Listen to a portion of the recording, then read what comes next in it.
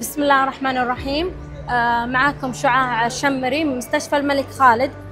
اليوم عندنا التوعية عن حملة سرطان الثدي، حيث أن هدف تواجدنا هنا كي نوعي المجتمع عن ضرورية الفحص بالماموجرام لكل امرأة تتجاوز 40 سنة. بدور غانم الظفيري، أخصائي أول مستشفى حفر الباطن المركزي.